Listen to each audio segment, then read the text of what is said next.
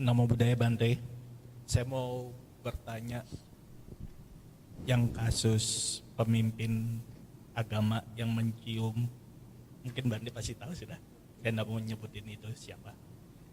Gimana kita menyikapinya Bante, sedangkan dia seorang pemimpin. Terima kasih Bante. Ya, sama seperti yang diungkapkan Sang Buddha di Kalamasuta. Biarpun seseorang adalah pemimpin, sangat terkenal, bahkan mungkin punya pengaruh dan sebagainya, kalau tidak sesuai kriteria dhamma, yaitu adosa, aloba, amoha, tinggalkan. Ya. Dan itu bisa terjadi. Bahkan di zaman Sang Buddha, ada biku yang punya murid yang banyak, punya pengaruh, seorang pangeran, jadi dia dari kasta yang murni, tapi jahat. Siapakah dia? Bante Dewadatta. Betul ya? Bante Dewadatta itu berarti adalah pangeran juga, sepupu toh. Beliau juga darah biru, tapi jahat, ingin membunuh Sang Buddha. Bante Dewadatta sendiri punya murid yang banyak, juga cerdas. Apa yang menjadikan biku Bante Dewadatta itu ingin membunuh Sang Buddha? Loba, ingin menjadi pimpinan sangga. Ya. Bahkan beliau pernah dengan sengaja meminta ketika rapat, ketika semua biku berkumpul, dia ngomong seperti ini. Ini Bapak Ibu dengarkan baik-baik. Apa yang diungkapkan Dewadatta ini lucu sekali. Oh Sang Buddha, engkau sudah memimpin sangga untuk waktu yang lama. Sudah saatnya berganti pimpinan. Karena saya melihat engkau sudah tua, saatnya mengganti pimpinan. Bapak Ibu tahu apa yang lucu? Dia lebih tua dari Sang Buddha umurnya. Dia suruh orang turun dari kursi kepemimpinan karena orangnya sudah tua, dia sendiri tua. Ya. Lah kemudian Sang Buddha malahan menegur dia, karena Sang Buddha tahu kalau dia tidak ditegur dia akan jatuh ke alam neraka. Tapi ya tetap dia terbukti jahat dan jatuh ke alam neraka. Jadi saya tetap dengan pendirian teguh, kalau siapapun, apalagi seorang pengajar dhamma, terbukti ya dengan bukti yang konkret, tidak bisa lagi tidak, ternyata teridentifikasi mengarah pada dosa loba moha, tinggalkan. Ya, tidak hanya 1-2 orang ya. Dalam sejarah itu muncul juga beberapa nama lainnya. Ya, hanya tidak saya angkat semuanya karena ini direkam. Ya, baik. Silahkan ada pertanyaan lain silahkan. Silahkan Ibu 2 orang ya. Yang depan dulu. Selamat malam Bante, Namo Buddhaya. Nama saya Yeni. Bante, saya mau bertanya, antara loba, dosa dan moha, apa moha ini lebih mengerikan Bante di antara loba dan dosa? Baik. Di antara loba, dosa dan moha, apakah moha lebih mengerikan? Kalau menurut saya, 3-tiganya mengerikan. Hanya kalau 3 ini dibahas, akarnya dari moha. Moha yang berkembang menjadi loba dan dosa. Ya. Oleh karena itu, kalau moha ini lenyap, semuanya lenyap. Oleh karena itu, di dalam Paticca Samuppada dimulai dari awija. Awija adalah sinonim dari moha. Ya. Ya, jadi karena ada moha ini, karena tidak memahami secara sederhana, moha itu artinya kebodohan batin, ketidaktahuan. Ya karena tidak memahami dharma, tidak memahami hakikat kehidupan, sesungguhnya kita anicca, dukkha, anatta. Tidak memahami bahwa sesungguhnya ada yang namanya hukum karma. Seseorang jatuh pada kebencian dan keserakahan. Tapi coba kalau seseorang paham hukum karma, paham anicca, dukkha, anatta, paham dharma itu semua, otomatis kebencian dan keserakahan tidak muncul. Tapi karena tidak paham maka semuanya muncul. Jadi kalau hanya sekedar bertanya siapa paling mengerikan, tetap tiga-tiganya mengerikan. Hanya semua berawal dari moha. Begitu ya. Nah, kalau kita langsung mau melenyapkan moha sangat sulit. Karena kita sudah terjangkit ketiganya. Oleh karena itu yang mudah dilihat, sulit ditaklukkan adalah kemarahan. Semua orang tahu kalau dia marah, tapi sulit ya ditaklukkan. Sudah marah, nanti kita kadang-kadang bertekad lagi, saya nggak mau marah lagi lah. Ya baik, mulai hari ini saya nggak mau marah lagi ke dia. Kasihan, padahal sebenarnya dia baik. Tapi saya nggak bisa kontrol amarah saya. Ya saya bertekad, saya tidak mau marah lagi ke dia. Minggu depan marah lagi. Ya. Yang paling sulit dilihat, sulit pula dilenyapkan adalah moha. Ya, jadi oleh karena moha itu sulit dilihat, sulit dilenyapkan, ya kita belajar untuk step by step. Tapi bagaimanapun ketiganya perlu untuk dilenyapkan. Ya, ada pertanyaan lanjutan? Silahkan. Bante, kalau saya berbuat suatu kebajikan, saya tidak lagi seperti bilang semoga kebaikan ini membuat saya panjang umur, sehat atau apa. Tapi saya lebih sering beraspirasi, mengucapkan semoga dengan kebajikan saya dapat mengkondisikan maga dan pala. Apakah itu boleh, Bante? Boleh. Ya, sangat boleh ya. Berbuat baik itu setiap orang punya motivasi berbuat baik, bukan motivasi tapi pengharapan dalam berbuat baik yang berbeda-beda ya.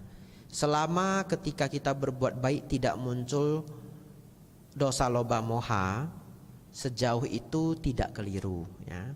Tetapi tentu setiap orang punya kebijaksanaan yang juga bertingkat-tingkat. Nah, berdana dalam tingkat yang paling rendah adalah saya berbuat baik supaya nanti dia senang ke saya. Begitu ya. Itu adalah berdana dalam tingkat yang paling rendah. Tapi apakah itu salah? Ya tidak. Oh, dia sudah mau berbuat baik, kita sudah memuji dia, betul ya? Yes, dia sudah mau berbuat baik, sudah good gitu. Tapi naik lagi tingkat. Saya berbuat baik agar saya punya tumpukan karma baik. Betul ya? Nah, ini naik tingkat. Lebih baik daripada yang tadi. Tapi bisa naik tingkat lagi. Saya berbuat baik agar meta saya berkembang. Naik tingkat lagi. Saya berbuat baik agar belajar melepas, tidak melekat. Naik tingkat lagi.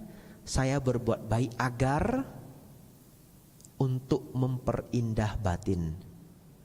Ketika kita mengatakan saya berbuat baik untuk memperindah batin, ini sinonim dengan saya berbuat baik untuk menuju maga dan pala ya. Jadi semuanya ini tidak keliru, hanya semakin tinggi cetananya, niatnya, maka kualitasnya semakin baik. Tapi itu kembali ke masing-masing individu. Ya, anumodana pertanyaannya. Silahkan Bu Kartini, saya sampai sudah hafal namanya ya.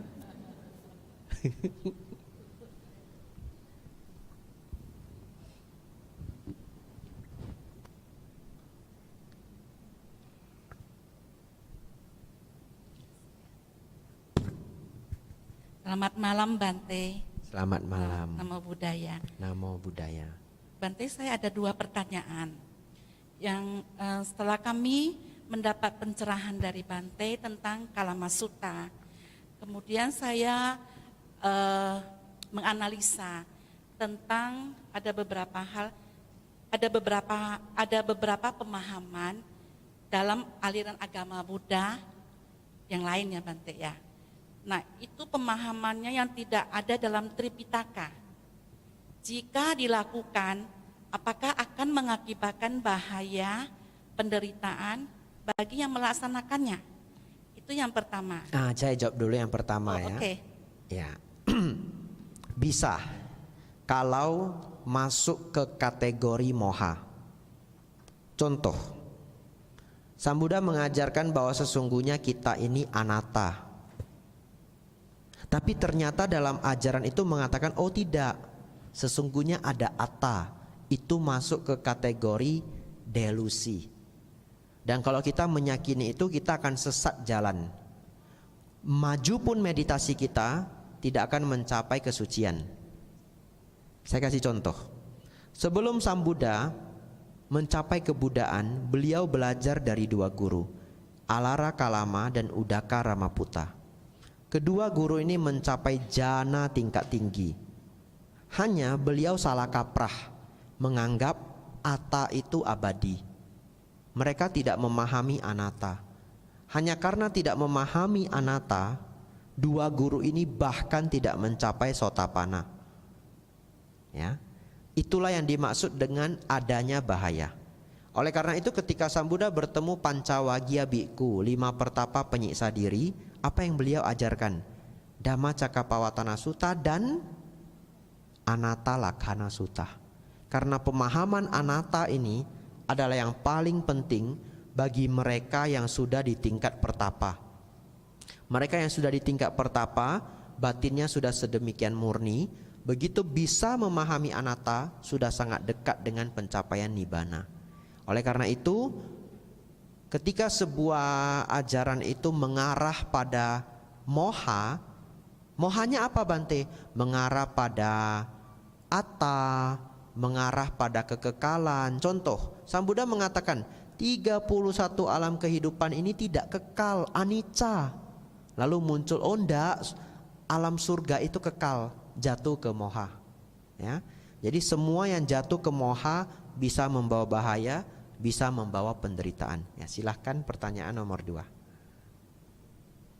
Sebagai seorang Buddhis, bagaimana cara menghilangkan ketakutan, kesedihan, dan hal-hal negatif lainnya yang sudah terlanjur ada di bawah alam sadar? Makasih Bante. Waduh, itu biasanya pelajaran saya sebelum Kalama Sutta. Biasanya sebelum saya mengajarkan Kalama Sutta, saya mengajarkan Bhaya Berawa Sutta. Ya, Atasilani Tiranandi tahu karena dulu saya pernah ngajarnya di Medan online. Ngajarnya di Balikpapan online untuk Medan. Kelas Bhaya Berawa Sutta. Baik, tapi saya jelaskan secara singkat. Bagaimana Bante untuk mengurangi ketakutan yang sudah ada di alam bawah sadar? Sarannya saya adalah 3. Yang pertama, sering mendengarkan dhamma.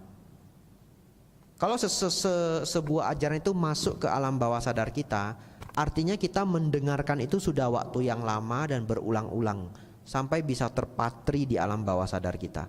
Maka cara untuk menyembuhkan itu adalah mendengarkan ajaran tanpa ketakutan. Dharma juga disebut ajaran tanpa ketakutan. Kita belajar dharma untuk waktu yang lama berulang-ulang seperti ini. Ikut dhamma desana, ikut dhamma sakacca. Yang kedua, sering merenungkan kebajikan kita. Sila yang sudah kita praktekkan ini adalah perlindungan yang sangat luar biasa. Kalau Bapak Ibu Saudara menjalankan sila, tidak perlu takut pada apapun. Ya, Bapak Ibu praktekkanlah sila, tidak perlu takut pada apapun. Silena sugating yanti. Sila mengkondisikan kita lahir di alam surga. Jadi sebenarnya Sang Buddha benar-benar mengajarkan kita untuk terlahir di alam yang lebih tinggi. Minimal surga, kalau bisa nibbana, kan begitu ya? Bahkan silena sugating yanti. Renungkanlah, selama ini saya mempraktekkan sila dengan baik. Harusnya tidak ada yang saya takuti, ya. Bapak Ibu mati dicekik setan pun lahir di alam surga, terus cari setannya ya. Ya ini seperti bermain tapi ada benarnya. Kalau kita mempraktekkan sila, kemanapun jarang diganggu makhluk halus. Kenapa? Makhluk halusnya takut. Ini orang punya sila, kalau saya ganggu sampai mati, mungkin dia lahir jadi alam dewa. Nanti saya dicari ya.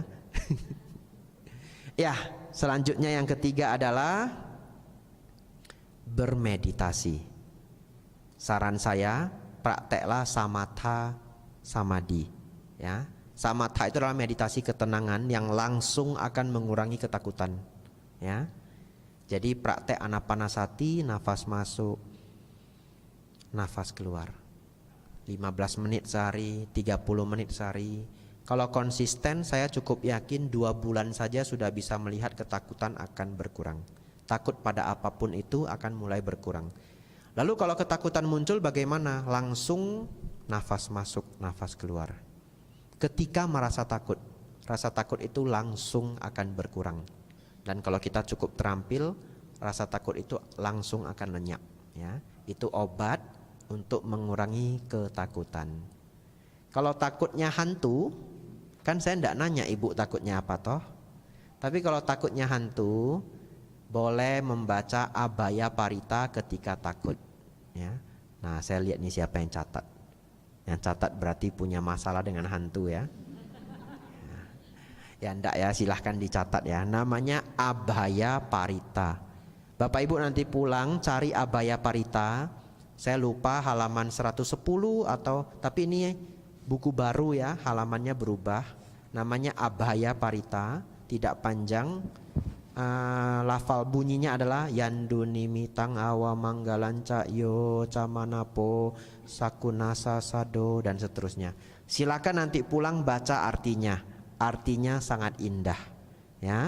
Lalu Bapak Ibu kalau rajin boleh dihafalkan. Kapan merasa tempat itu angker, mengerikan, Bapak Ibu tinggal di hotel sendiri, silahkan baca itu sebelum tidur. Bagi yang tidak punya Parita biru, nanti pulang download di Android My Parita ya. Cari di My Parita Abhaya Parita. Abhaya artinya tanpa bahaya ya. Semoga nanti takutnya hilang ya. Ya, anumodana pertanyaannya. Silahkan, ada lagi mau bertanya? Ibu ini silahkan.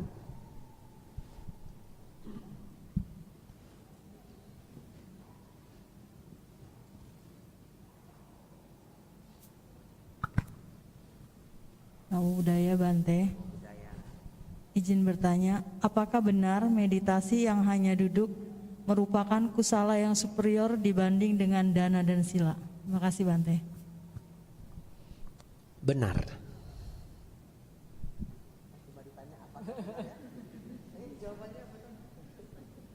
Mau tahu alasannya?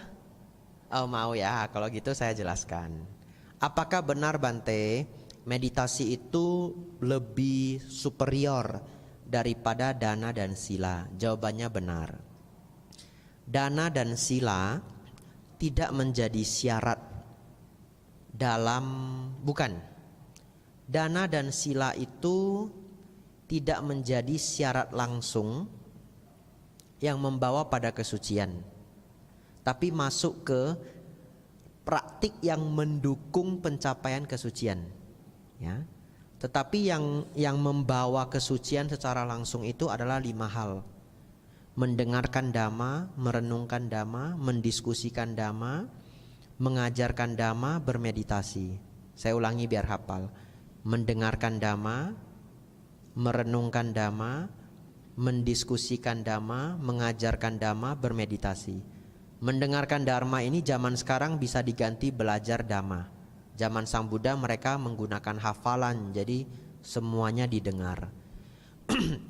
Kalau ada seseorang dia bermoral, tidak pernah melanggar sila dan sangat dermawan, bisakah dia mencapai sotapana kalau dia tidak pernah mendengarkan dharma? Jawabannya tidak bisa. Karena untuk mencapai kesucian, sotapana tingkat pertama, seseorang harus memahami hukum kamawipaka, harus memahami punarbawa, harus memahami 4 kebenaran mulia, harus memahami jalan mulia berunsur 8. Sebagai prasyarat dia memahami anicca dukkha anatta untuk penembusan sotapana. Oleh karena itu, sila dan dana, orang yang punya etika yang baik, sangat dermawan, hanya merupakan latihan awal. Lalu, kalau dia telah mendengarkan dharma dan bermeditasi, meditasi ini menjadi kunci penting dalam pencapaian kesucian. Kenapa? Karena musuh kita sebenarnya hanya 3. Dosa, loba, moha. Dari dulu-dulu kita sudah tahu musuh kita cuma 3 ini, dosa, loba, moha. tapi mau nguranginya susah setengah mati. Betul ya? Kita dari dulu tahu, kalau sudah datang ke wihara 10 tahun, sejak 10 tahun yang lalu tahu marah itu tidak baik. Bapak Ibu masih marah? Ya masih ya, kadang-kadang ya. Kenapa? Karena sulit untuk dikurangi. Bante, saya jaga Pancasila loh Bante, saya jaga 5 sila loh Bante. Masih marah? Bante, saya sering berdana loh Bante, tapi saya nggak mau bilang jumlahnya, anonim Bante. Tapi saya sering loh berdana Bante. Masih marah? Masih. Hanya mungkin berkurang. Kok bisa berkurang? Kalau dia praktek sila, praktek dana, metanya bertambah. Dari bertambahnya meta ini, kemarahan berkurang, tapi masih marah. Gimana melenyapkan kemarahan ini secara total? Nggak marah lagi sedikit pun. Penembusan jana. Penembusan jana itu adalah meditasi. Ya, ketika dia menembus jana-jana, kemarahan itu lenyap. Ya, jadi meditasi lebih superior dari dana dan sila, tapi ketiga-tiganya penting. Ya, dan ketiga-tiganya saling mendukung kok. Kalau kita senang mempraktekkan sila, kita biasanya juga senang berdana. Dan kita juga pelan-pelan akan tumbuh senang bermeditasi. Kalau sudah senang bermeditasi, apalagi dana dan sila biasanya pasti dipraktikkan. Ya, ini hubungannya. Ya, anumodana pertanyaannya. Ada lagi mau bertanya? Ibu silahkan. Bapak juga ya. Ya, ibu dulu kemudian bapak. Ibunya lebih cepat sepersekian detik ya. Ya, bukan saya pilih kasih ya. Kalau dari sana mungkin melihatnya bapak lebih cepat, tapi kalau dari saya dari sini, nah melihat dua sisi ya.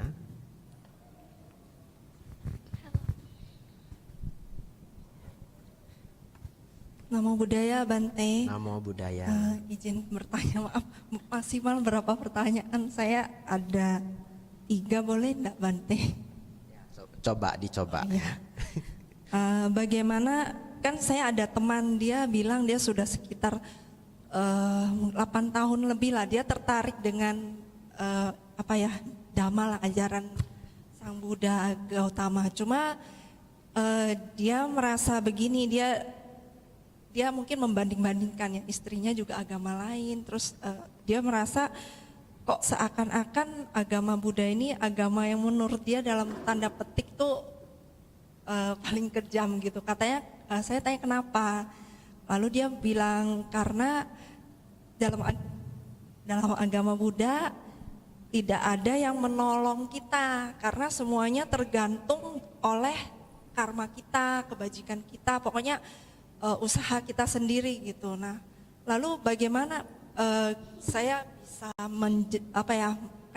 semacam menyadarkan dia bahwa agama Buddha ini tidak kejam gitu ya. Iya, baik, satu dulu ya, nanti lanjut pelan-pelan. Kalau enggak nanti saya lupa ya.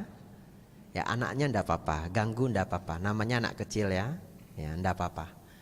Nah, Sang Buddha itu bukan mengajarkan ajaran kejam, tapi memberitahu kenyataan.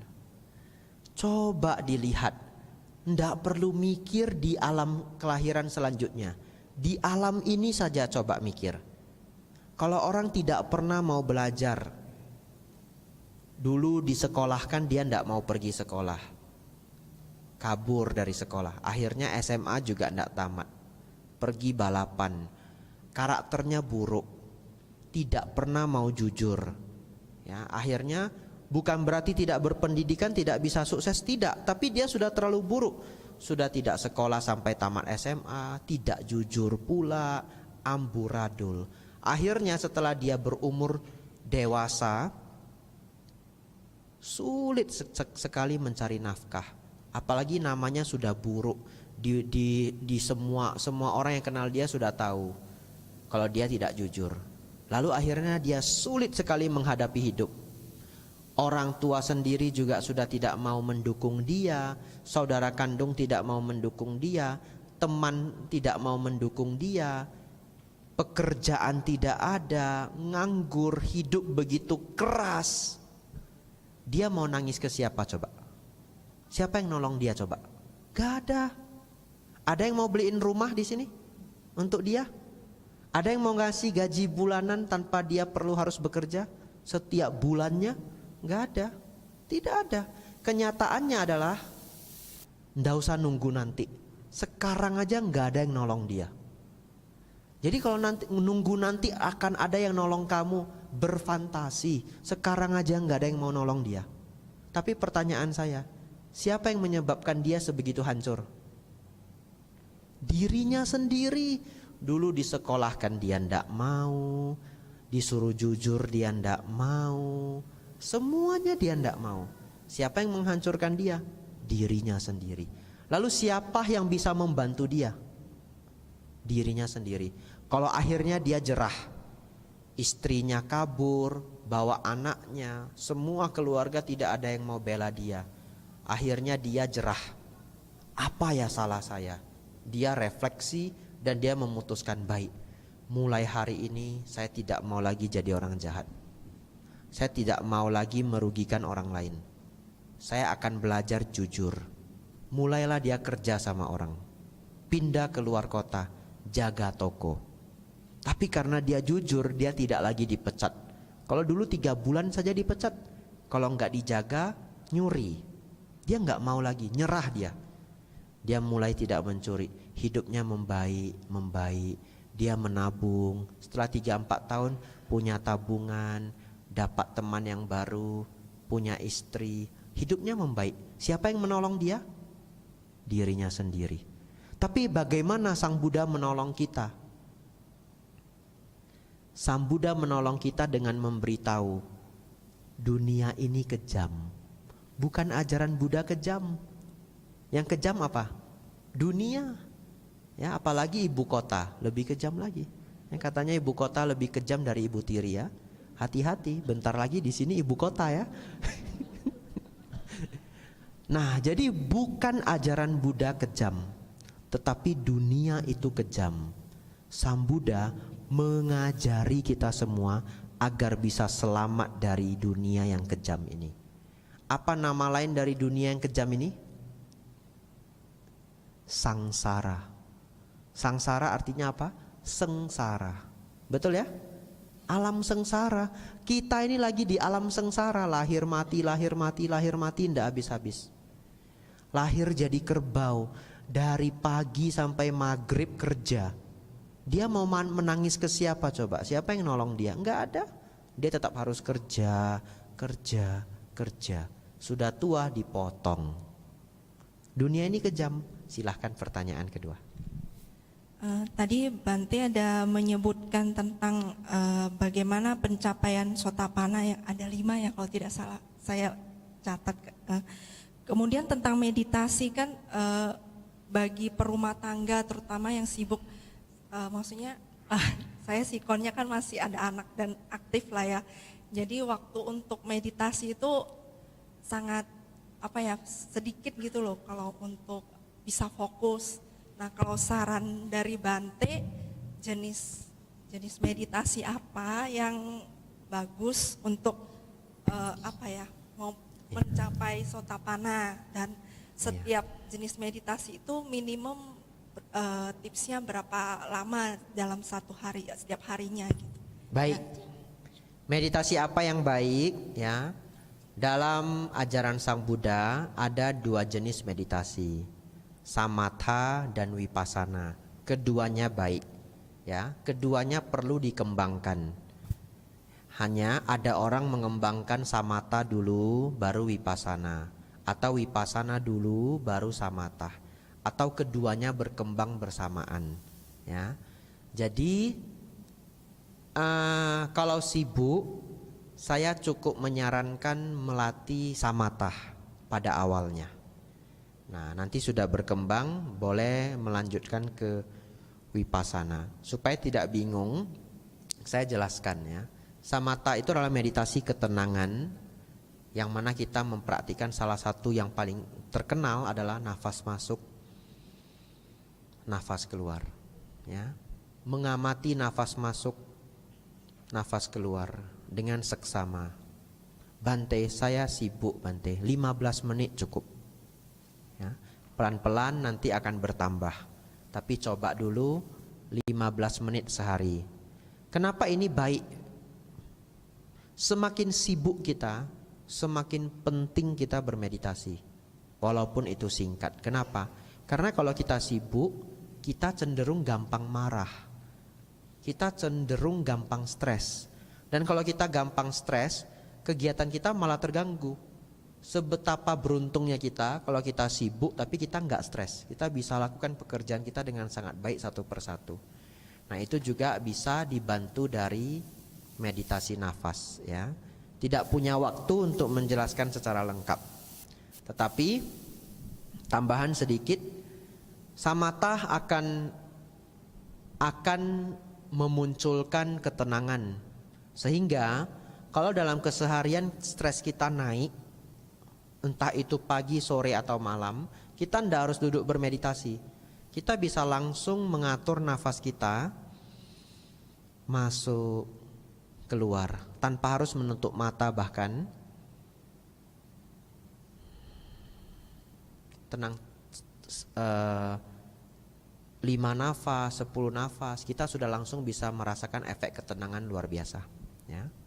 Bagaimana Vipassana, Bante? Vipassana adalah praktik kesadaran. Kalau itu berkembang, kita punya skill baru, yaitu kita bisa mengamati, menginvestigasi apa yang sedang terjadi dalam batin kita. Ya, itu 2 skill yang berbeda, nanti perlu dikembangkan. Untuk saat ini saran saya samatah, meditasi nafas. Pertanyaan terakhir silahkan. Untuk yang Anapanasati kan sebagai pemula, apakah harus menunggu? Kan saya tinggalnya di pinggir jalan besar, terus saya cari waktu kalau pagi tetap aja ada suara seperti ayam berkokok gitu. Kalau agak siang atau malam tetap ada lalu lintas kendaraan. Apakah itu bisa berkembang gitu? Apakah harus di tempat yang sangat sepi gitu? Ya. Iya. Terima kasih, Bang. Tetap bisa berkembang ya. Syaratnya 2. Cari waktu di mana kita tidak ngantuk. Yang kedua, kalau suara ayam nggak apa-apa. Kalau kita meditasi di hutan pun akan ada ayam ya. Orang sering berpikir kalau di hutan itu tidak ada suara. Enggak, di hutan juga ada suara. Bahkan kadang-kadang ada suara kuntilanak. Benar. Nah ini pasti bingung ini. Karena ada yang namanya musang kuntilanak. Pernah dengar enggak? Cari ya nanti di YouTube ya. Suaranya persis kuntilanak. Jadi kalau Bapak Ibu malam-malam kedengaran suara kuntilanak, jangan langsung takut. Mungkin itu suara musang, atau Anda sedang diprank sama orang. Sekarang orang itu jahil, dia buka rekaman hantu, betul ya? Ya, kadang-kadang dia sembunyiin speaker Bluetooth. Pas orang masuk ada suara gendorowo. Padahal apa? Dari video, betul ya? Jadi jangan Bapak Ibu jadi korban prank. Kembali ke Ibu ini. Pagi-pagi baik ya, ayam berkokok enggak apa-apa. Ya itu saja. Anumodana terima pertanyaan. kasih Bante Anumodana. Ya, Bapak silakan baju orange. Ya, Bapak telah berhasil menjalankan tapa tertinggi ya. Kantik paramang tapo titikang. Kesabaran adalah praktik tapa tertinggi. Selamat malam, Bante. Selamat malam Pak ya. Saya Pak Bugi. Pak siapa Saya maaf? cuma mau bertanya. Nama saya Pak Bugi. Bugi. Pak Boge. Bugi ya. Bogi, Bogi atau Boge? Bugi, Boyazi. Iya. Bugi. Saya cuma mau tanya, agak kebingungan karena saya pernah dapat cerita kalau ada seorang biku arahat karena suatu penyakit dia bunuh diri. Nah, terus itu ceritanya gimana ya? Kok bisa? Padahal seseorang yang ingin mengakhiri hidupnya itu kan pasti ada kebencian ya. Kebencian terhadap sakitnya. Tapi di cerita itu saya juga masih bingung antara percaya atau tidak gitu ya. Kalau percaya itu pasti ada unsur apa yang bisa membuat dia tetap mencapai di nibbana. Terima kasih. Ya, saya tidak tahu cerita apa yang dimaksud, ya. Jadi saya tidak berani menduga-duga.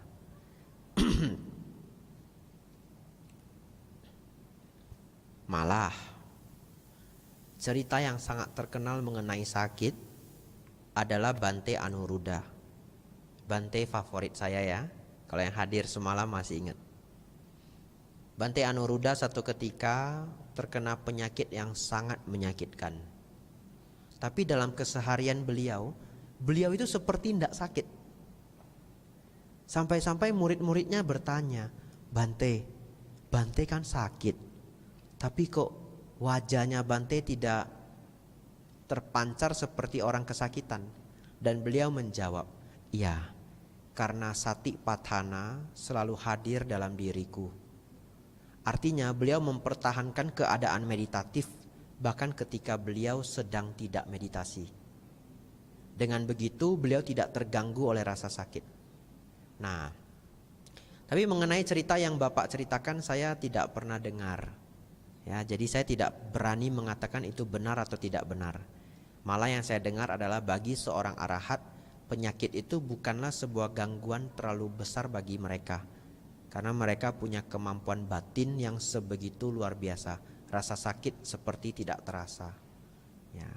Nah, tetapi di sisi lain, seorang arahat itu punya kebiasaan.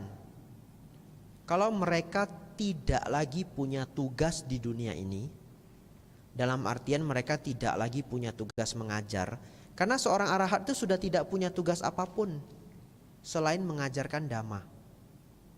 Ya, mereka tidak punya tugas apapun. Dalam artian mereka tidak punya anak istri. Biasanya kalau sudah mencapai arahat, anak istri pasti sudah dilepas. Tidak lagi mencari harta, tidak mencari pangkat, tidak membangun bisnis, tidak menjaga kerajaan. Tidak ada lagi tugas. Seorang arahat hanya punya satu tugas, yaitu mengajarkan dhamma. Jikalau seorang arahat dia telah mencapai arahat dan dia tidak terpikir untuk mengajarkan dhamma, boleh. Itu adalah hak masing-masing arahat. Maka dia akan bermeditasi dan tidak bangun lagi. Jadi bukan bunuh diri, tapi dia bermeditasi dan tidak bangun lagi. Karena dia sudah tidak ada tugas apapun di dunia ini. Dan ketika dia masuk ke dalam meditasi dan tidak bangun lagi, tidak ada kebencian di dalamnya. Ya. Tetapi umumnya para arahat di zaman Sang Buddha tetap mengajar. Ya. Bahkan seorang Buddha kadang bisa tidak mengajar. Kalau seorang Buddha tidak mengajar, kita panggil sebagai Paceka Buddha. Ya. Ya. Sebetulnya saya cuma pernah dengar aja dari, kalau tidak salah ya, dari ceramah-ceramah Bante. Ya. Cuma di situ saya juga kebingungan. Saya telusurin dari sebab-sebab apa dia kok bisa bunuh diri. Katanya seorang arahat sudah tidak ada keinginan. Kalau bunuh diri itu karena sakitnya, terus dia, kalau nggak salah saya dengar itu dia memotong lehernya, tapi dikatakan mencapai nibbana. Itu saya juga kebingungan sampai sekarang. Mau saya telusurin bagaimana seseorang seperti kita sendiri kalau menginginkan sesuatu yang kuat sekali, apalagi bunuh diri itu kuat sekali keinginan, itu pasti ada yang Bante sebutkan tadi, loba dosa mohanya masih ada. Nah, sampai sekarang pun saya nggak bisa menelusurin itu sebab-sebabnya. Kenapa bisa itu dilakukan seorang arahat? Terima kasih. Kalau Bapak setelah menelusuri cerita itu, Bapak boleh melakukan dua hal, ya. Misalkan bertanya kepada para biku, itu sudah benar, ya. Lihat penjelasan setiap biku menjelaskan dengan cara yang berbeda-beda. Mana tahu ada yang klop. Tapi kalau sudah direnungkan, Bapak merasa bahwa kok saya ragu sekali dengan bagian ini, ya Bapak boleh untuk ragu. Betul ya? Dan dipersilahkan untuk ragu. Dan kalau Bapak merasa bagian itu tidak membawa manfaat, ya tidak, diabaikan saja. Karena inilah hak khusus kita sebagai umat Buddha bahwa kita tidak pernah dipaksa oleh Sang Buddha untuk percaya.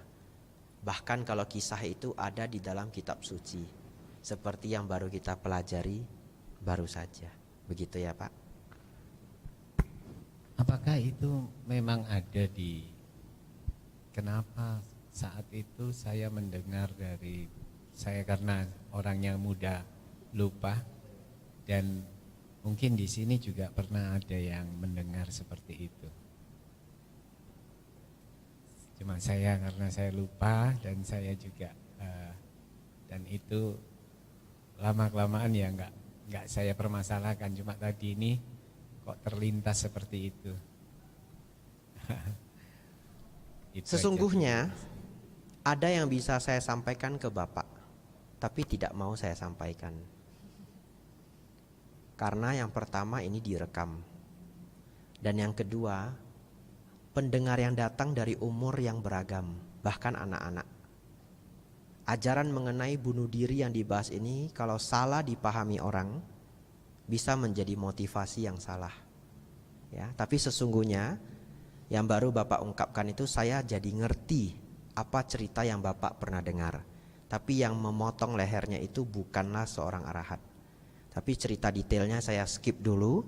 Kalau Bapak sangat penasaran, nanti kita diskusi berdua.